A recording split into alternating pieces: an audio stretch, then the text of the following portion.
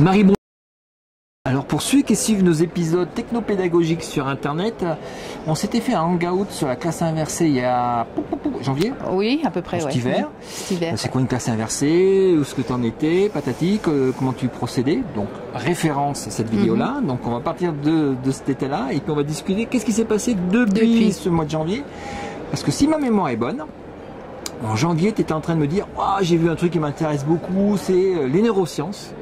Et j'aimerais bien gratter là-dedans pour voir ce que je peux en tirer pour mes élèves. Oui, voilà, enfin, c'est mon travail me portait un petit peu là-dessus à ce moment-là. Et bon, très modestement, je me suis dit que j'allais essayer de me renseigner là-dessus. Et j'ai eu la chance de participer à un stage qui m'a vraiment beaucoup apporté. C'est Éric Gaspard.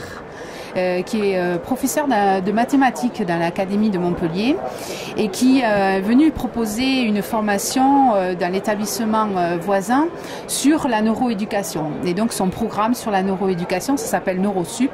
Il a un site, je vous invite à aller voir ce qu'il propose. Et donc ce stage m'a permis d'aller un petit peu plus loin dans la réflexion et d'essayer de m'approprier en fait des principes que Éric Gaspard développe dans son programme, surtout axé sur la mémorisation, hein, comment les élèves mémorisent ce que l'on peut faire en classe inversée notamment, et comment les mettre en place et les intégrer dans le programme, dans le scénario, voilà, dans le scénario ouais, que j'avais développé la dernière fois qu'on s'était vu. Alors du coup, je me suis approprié ces principes et j'ai fait ce travail d'adaptation. Bien entendu, j'ai pas travaillé comme ça sans filet. J'ai fait des propositions à Éric Gaspard et je lui ai demandé s'il pensait que ce travail déjà défigurait pas non plus sa théorie, enfin son protocole, quoi. Et puis s'il trouvait ça pertinent, donc il m'a dit que ça lui paraissait plutôt pas mal. Donc j'ai essayé de tester ça avec les élèves. Alors concrètement, qu'est-ce que j'ai fait évoluer ? Donc je me suis surtout intéressée, comme je le disais tout à l'heure, à l'aspect mémorisation. Donc dans la classe inversée, vous vous rappelez sûrement qu'à un moment donné, il y a une phase de construction hein, de la part des élèves. Et donc dans cette phase-là, à l'époque, je faisais des cartes heuristiques, mais on les faisait... Ce que tu appelais la tâche complexe. Voilà, c'était après la tâche complexe. Les élèves donc formalisaient tout ça sous forme de cartes heuristiques. Et pour aller plus vite, on faisait ça en fait tout simplement avec des tablettes, avec des applications. Et quand j'ai fait le stage avec Éric, j'ai appris qu'en fait les cartes heuristiques c'était beaucoup plus pertinent et beaucoup plus efficace quand les enfants les font à la main.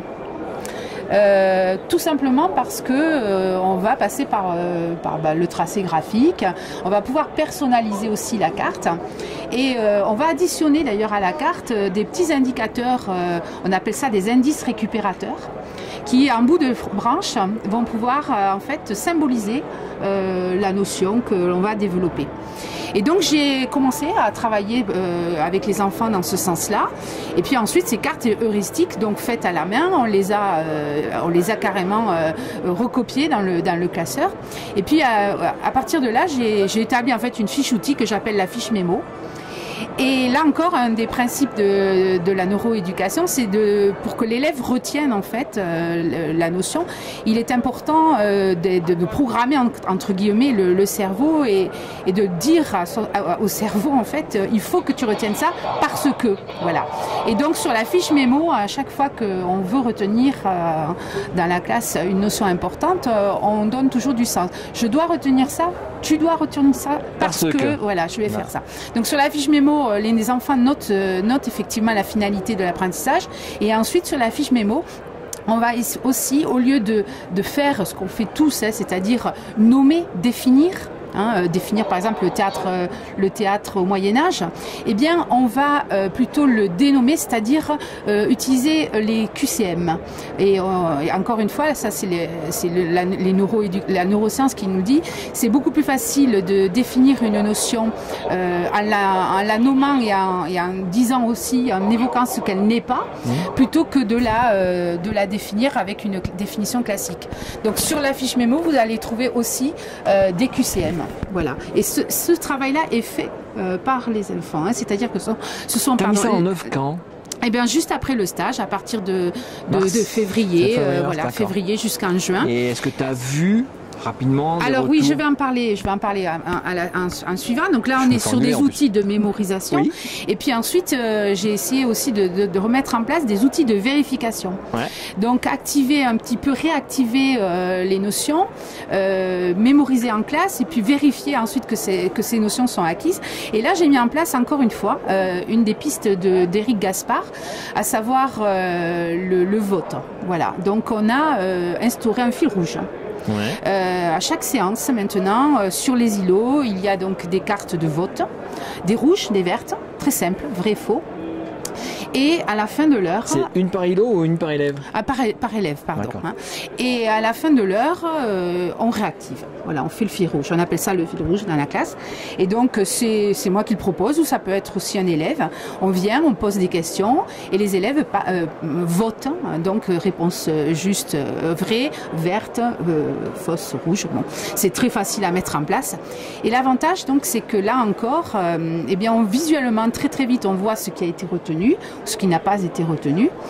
Et puis ça permet aussi aux élèves d'avoir un retour sur ce qu'ils ont fait il y a donc un mois, 2 mois.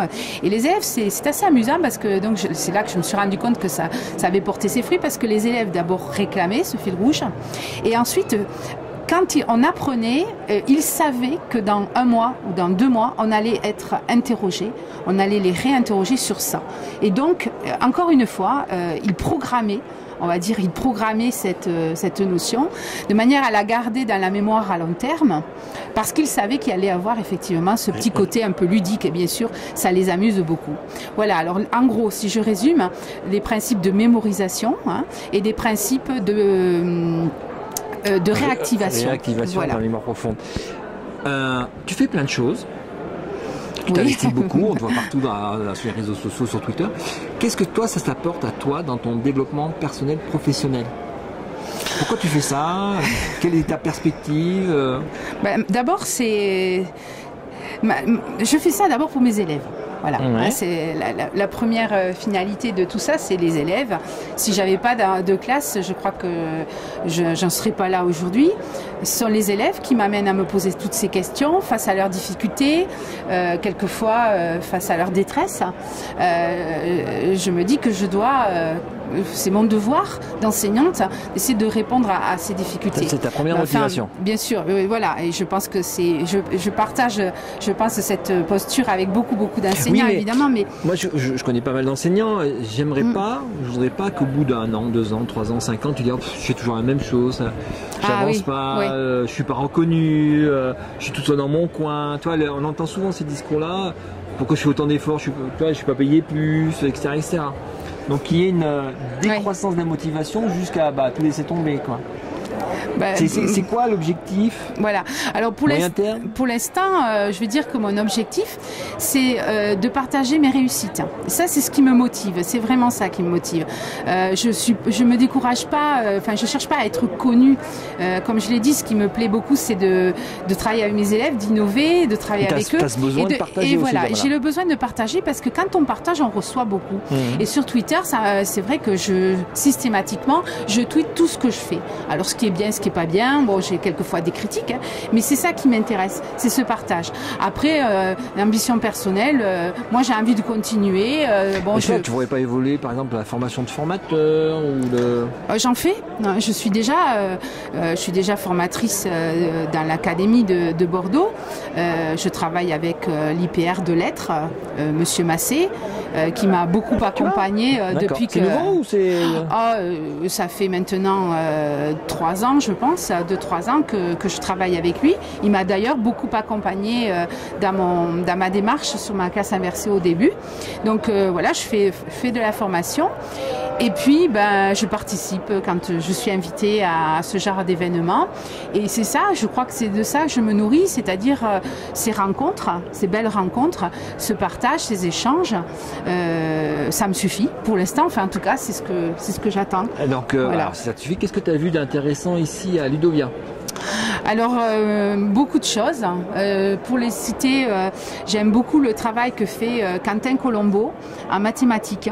C'est une matière. Il va passer après toi ici. Voilà, c'est une matière J'avais toujours eu du mal quand j'étais élève, moi, avec les mathématiques. Les littéraires, les matheux. Voilà, et puis là, vraiment, je trouve que son approche, alors je ne vais pas tout dire, puisque si vous avez la chance de l'interviewer, vous verrez combien il est créatif.